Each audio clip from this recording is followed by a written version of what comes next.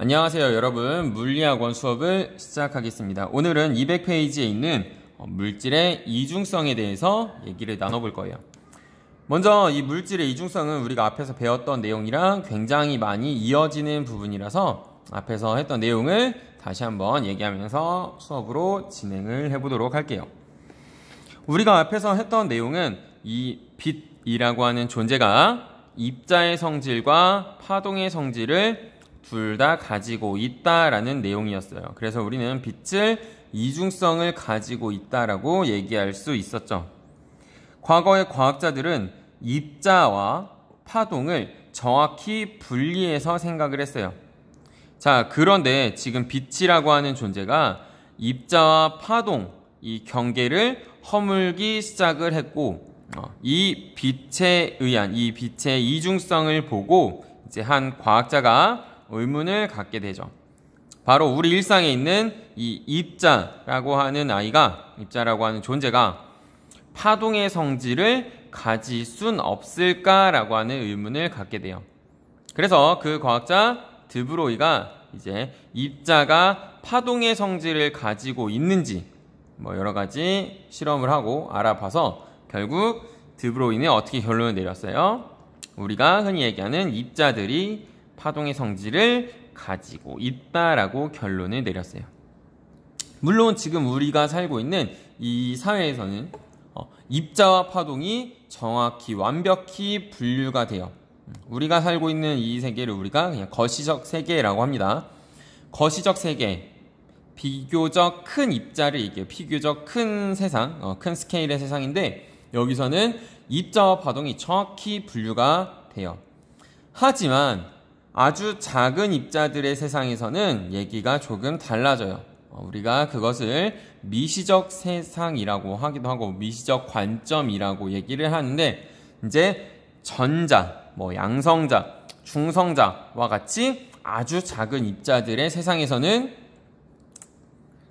이 입자가, 전자인 입자가 파동의 성질을 가질 수 있어서 이렇게 파동으로 나타낼 수 있어요. 그래서 이렇게 동그란 전자도 하나의 이런 파동으로 표현을 할 수가 있게 돼요. 어디에선? 아주 작은 세상에선. 그래서 우리가 지금 흔히 살고 있는 이 거시적 세상에서는 어떤 자연현상을 설명하기 위해서 우리가 뉴턴에 의한 뉴턴 역학을 활용을 하고 있지만 이런 미시적 세상에서는 뉴턴 역학이 잘 맞지 않는 현상들이 몇 개 있어요. 그래서 거기서는 이제 새로운 그 세상을 미시적 세상을 설명할 수 있는 새로운 이론이 필요했고 그래서 나타나게 되는 게 이제 양자역학이에요. 그래서 양자역학은 우리가 나중에 배울 거고 아마 지금 이렇게 조금씩 배우게 될 건데 그건 나중에 얘기하도록 하고 지금은 이 전자라고 하는 아주 작은 입자를 하나의 파동으로 볼 수 있다라는 거 누가 얘기했다? 드브로이가 얘기를 했어요. 그래서 우리는 이 파동을 물질파라고 불러요. 또는 드브로이파라고 부르게 됐어요. 이 드브로이는 그렇다면 이 입자가 갖는 이 입자를 하나의 파동으로 봤을 때 그렇다면 그 파동이 갖는 파장의 크기를 얼마가 될까를 이제 수학적으로 밝혀내게 됐어요. 그 결과 물질의 입자의 질량과 입자가 운동하는 속력을 곱하고 그 위에 이제 플랑크 상수 h를 한 값과 같다라고 알아냈고 우리가 이 파장을 드브로이 파장이라고 얘기해요. 또는 물질파의 파장이라고 얘기를 하겠죠. 즉 어떤 전자가 있을 때 그 전자를 하나의 파동으로 봤을 때 그 파동의 파장의 길이는 그 전자의 질량과 그 전자의 속력을 곱하고 역수를 취하고 누구를 위에 올리면 플랑크 상수, 얘는 그냥 상수입니다. 상수를 위에 올려주면 그것이 하나의 파장의 크기가 된다라는 걸 알게 된 거죠. 자, 여기서 H는 플랑크 그냥 상수예요. 그래서 우리가 굳이 이런 상수값 자체를 알고 있을 필요는 없어요. 그냥 참고로 얘기하면 책에서 나온 것처럼 이 플랑크 상수의 값은 6.63 곱하기 10의 마이너스 34승 줄 세크로 표현이 됩니다. 그래서 그렇다면 우리가 이제 이 입자가 파동의 성질을 갖는다는 걸 우리가 한번 실험으로도 볼 수 있는지 얘기를 나눠볼게요. 교과서 201쪽에 나와 있는 부분입니다. 그래서 먼저 한쪽에서 우리 X선을 쏠 거예요. X선을 쏠 거고 X선이 진행하는 경로에 아주 얇은 알루미늄 박이라고요. 아주 얇은 그 판을 알루미늄 박을 놓고 알루미늄 박 중앙에 아주 작은 구멍을 뚫을 거예요. 우리 이 구멍을 슬릿이라고 부르죠. 앞에서 배웠던 것처럼. 그래서 아주 작은 구멍을 뚫게 되면 자, X선은 우리가 알고 있듯이 전자기파의 일종이에요. 즉 파장이에요. 그렇다면 이 파장이 진행을 하다가 슬릿을 통과하게 되면 회절이 일어나죠. 이렇게 물결이 가다가 장애물이 있으면 그 장애물에 의해서 물결이 퍼져 나가는 것처럼. 그래서 이 전자기파가 알루미늄 박에 있는 슬릿에 의해서 회절이 발생해요. 그래서 그 회절 무늬를 보기 위해서 여기에 우리가 하나의 스크린을 둘게요. 자, 스크린을 두니까 이 X선이 스크린에 닿는 모양을 보니까 이렇게 동그랗게 퍼져 있는 형태로 회절 무늬가 나타났어요. 요거는 교과서 201쪽에 보면 그림이 나와 있어요. 이 그림을 그리기 좀 어려워서 이렇게 나타내게 된 겁니다.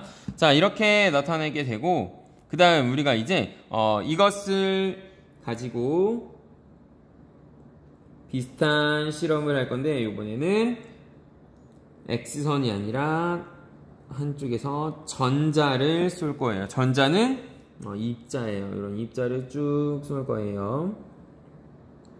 자, 그리고 마찬가지로 전자가 진행하는 경로에 얇은 알루미늄 박을 놓고 가운데 작은 구멍을 뚫어둘게요. 즉 슬릿을 뚫어둘게요. 그리고 여기에 우리가 눈으로 볼 수 있게 스크린을 두겠습니다. 그렇다면 이 전자는 입자니까 우리가 예전에 얘기했던 것처럼 이 구멍을 통과한 입자들만 이 스크린에 도달하게 되니까 중앙 부분에 많이 모여 있고 중앙 부분 밖에는 입자가 없어야겠죠. 왜냐면 그 입자들은 이 구멍을 통과하지 못한 슬릿을 통과하지 못한 입자들은 알루미늄 박에 튕겨 나갈 테니까 중앙을 통과한 애들만 오게 될 테고 결국 이 스크린 중심부에만 전자가 모여 있어야 돼요. 왜? 전자는 입자니까. 자, 근데 실제로 이 실험을 하면 결과가 조금 다르게 나와요. 전자가 분명히 슬릿을 통과했는데 그 통과한 모양이 스크린에는 이렇게 X선을 가지고 했을 때와 마찬가지로 이쪽에 회절에 의한 회절 무늬가 만들어지게 돼요. 자, 이 실험을 통해서 우리는 그러면 무엇을 알 수 있을까요? 우리가 흔히 얘기하는 전자, 즉 입자가 무슨 성질을 갖고 있다? 파동의 성질을 갖고 있다라는 거 우리가 실험적으로 알아낼 수가 있어요. 그래서 우리가 이것을 물질의 이중성이라고 불러요. 빛 또한 두 가지 성질을 다 가지고 있지만 이렇게 작은 입자들도 파동의 성질을 가질 수 있다. 즉, 두 가지 성질을 가질 수 있다라고 얘기해서 우리가 물질의 이중성이라고 얘기를 합니다. 그래서 이 실험은 물질의 이중성을 보여주는 실험이라고 얘기할 수 있어요. 자, 어렵지 않죠? 자, 그래서 요 내용이 이제 교과서에 쭉 이어져서 나오고 있는 거예요. 그래서 그 내용들을 한 번씩 쭉 읽어볼 수 있도록 하고, 자, 그렇다면 우리가 이제 이걸 이용해서 실생활에 또는 우리 생활에 좀 더 이롭게 어떻게 활용할 수 있을까를 고민을 하다가, 자, 우리 어디에 이용할 거냐면 다음 내용을 통해서 보도록 할게요. 자, 먼저 우리 좀 간단한 얘기를 하도록 할게요. 지금 물질의 이중성에 대해서 얘기하고 있는데, 이 이중성 얘기에서 잠깐 벗어나서 잠깐 그냥 일상 얘기를 한번 해보도록 할게요. 여기에 어떤 미지의 물체가 있어요. 그리고 우리가 이 물체를 본다는 것은, 즉 내가 눈을 뜨고 이 물체를 본다는 것은 사실 이 물체 자체를 보는 건 아니에요. 이게 좀 얘기하기 좀 어려운데, 그 물체 자체를 인식하는 건 아니에요. 그렇다면 바로 이 물체에 반사된 빛을 인식을 하는 거죠. 물론 같은 말일 수도 있어요. 하지만 이 느낌상의 차이가 좀 있다는 거예요.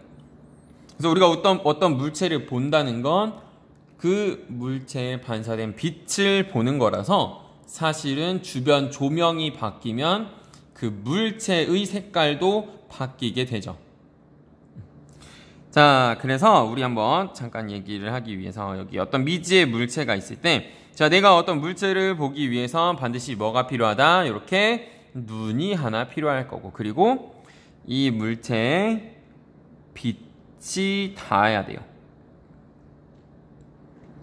자, 그럼 이 물체에 닿은 빛이 어떻게 돼서 주변으로 막 반사가 돼서, 모든 방향으로 반사가 돼서 그 중에 우리 눈에 들어오는 애들만 내가 인식을 하게 되고, 결국 물체를 본다라고 얘기할 수 있겠죠.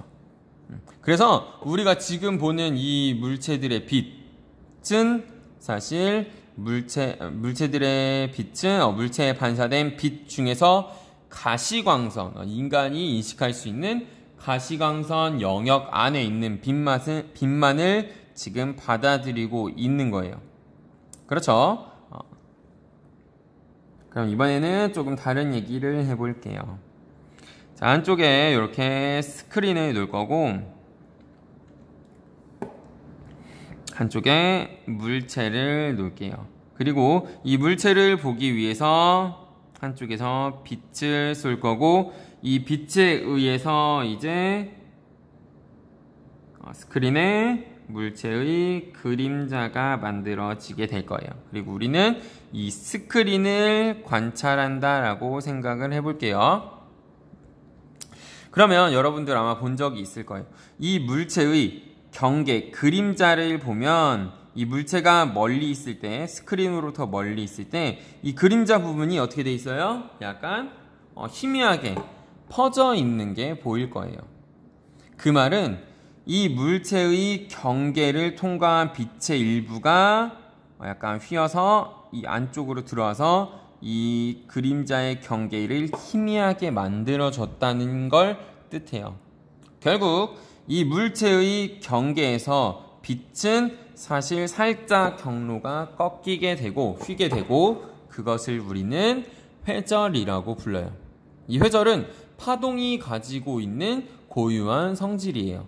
그래서 진행을 하다가 장애물을 만나면 그 장애물을 타고 살짝 꺾여서 진행하게 되는 현상인데, 소리 같은 경우는 우리 회절이 굉장히 잘 일어나서 일상에서도 충분히 관찰할 수 있어요. 하지만 빛의 경우에는 이제 파장의 차이 때문에 회절이 조금 잘 일어나지 않아서 우리가 일상에서는 사실 관찰을 잘 못해요. 그렇지만 일어나는 경우도 있긴 하죠. 근데 일상에서는 잘 보지 못해요. 그래서 우리가 간접적으로 보기 위해서 스크린에 놓고 어떤 물체에 빛을 비췄을 때 만들어지는 그림자의 경계를 보면, 그림자의 경계가 딱 선명하게 쫙 가 있는 게 아니라 살짝 무너져 있죠. 그게 왜 그렇다? 바로 뭐 때문에 그렇다? 회절 때문에 그래요. 자, 근데 바꿔 얘기하면 사실 우리가 어떤 물체를 본다는 건 어떤 물체에 반사된 빛이 우리 눈을 통해서 들어오다가 자, 눈에 뭐가 있어요? 동공이 있어요. 자, 동공을 통과해서 동공은 아주 작은 구멍이라고 얘기했죠. 그 구멍을 통과해서 결국 망막에 상이 맺히게 되는 건데 자, 잘 생각하세요. 빛이 동공을 통과하면서 동공도 하나의 작은 구멍이니까 슬릿이니까 그 구멍을 통과하면서 망막에 상이 맺힐 때 이와 같은 회절이 일어나요. 그래서 물체가 살짝 무너지게 될 거예요. 그럼 결국 우리가 볼 때 물체가 살짝 무너지게 되면 그 물체는 선명하게 보인다라고 얘기할 수가 없겠죠. 그렇죠. 그래서 결국 중요한 건 회절이 많이 일어나면 그 물체는 희미하게 보이게 될 거예요. 그래서 이 물체가 작으면 작을수록 회절이 많이 일어나서 물체가 정확하게 보이지 않아요. 그래서 우리 작은 물체는 사실 잘 안 보이는 게 그러한 이유예요.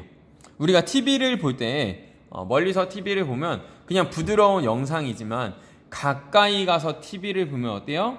아주 조그마한 화소들로 이루어져 있어요. 화소들 이렇게 조그만 동그란 모양으로 그 모양들이 사실 멀리서는 보이지가 않아요. 걔네가 다 합쳐서 보이죠. 그것도 왜 그렇다? 이런 회절 현상 때문에 그런 거예요. 걔네가 무너져서 경계가 무너져서 부드럽게 보이게 되는 건데 이게 일상으로 쓰면 이렇게 좋기도 하지만 사실 만약에 우리가 아주 작은 물체를 관찰해야 한다면 즉 현미경을 이용해서 아주 작은 물체를 관찰해야 한다면 이 회절 현상은 그 물체를 보는데 방해하는 요소가 될 거예요. 그래서 우리가 아주 작은 물체를 보기 위해선 자, 정리를 한번 해볼까?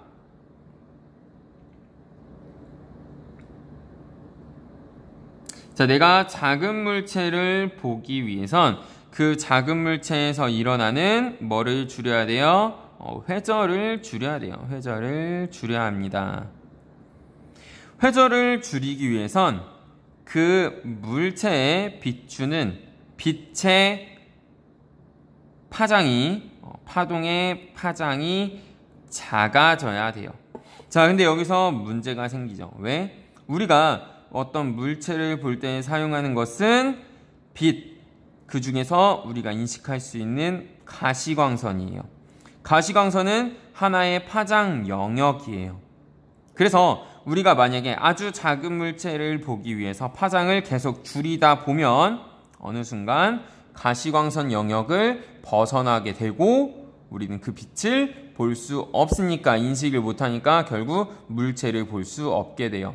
즉 우리가 물체를 볼 때 어떤 작은 물체를 볼 때 한계가 존재한다라는 거예요. 그래서 우리 이 한계를 뛰어넘기 위해서 아주 짧은 파장을 이용을 할 건데 바로 누구를 이용할 거냐면 그렇죠. 전자를 이용할 거예요. 자, 이게 굉장히 놀라울 수 있어요. 왜?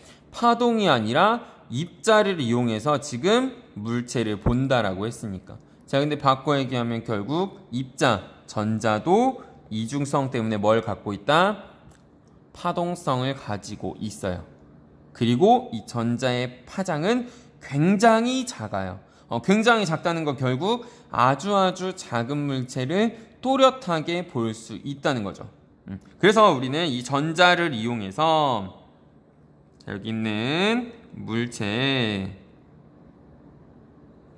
아까 얘기했던 이런 전자 즉 하나의 이런 파장으로 볼 수 있는 이런 파장을 이 물체에 쏠 거예요. 뭐 이런 식으로 생긴 게 이렇게 한쪽으로 해서 물체에 부딪히게. 그리고 반사된 전자를 이제 어떤 특수 영상 기기에 투입해서 우리가 눈에 볼 수 있는 구조로 바꿔준 다음 우리가 그 모니터를 관찰할 거예요.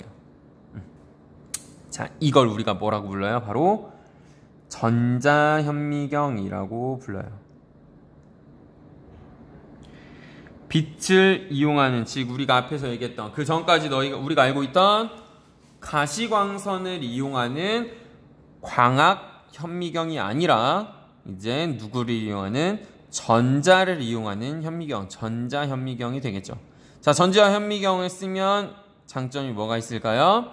전자는 물질의 이중성 때문에 파장이 굉장히 짧은데, 파장이 짧으면 회절이 덜 일어나서 아주 작은 물체도 또렷하게 볼 수 있다라고 정리할 수 있겠죠. 그래서 교과서 202쪽에 보면 그림이 실제로 나와 있어요. 중앙에 보면 광학현미경, 우리가 흔히 얘기하는 가시광선을 이용한 현미경을 이용해서 지금 물체를 보니까 왼쪽처럼 나와 있고 약간 경계가 무너지게, 반면 전자현미경을 이용하니까 오른쪽에 나온 것처럼 굉장히 또렷하게 물체가 보이게 되겠죠.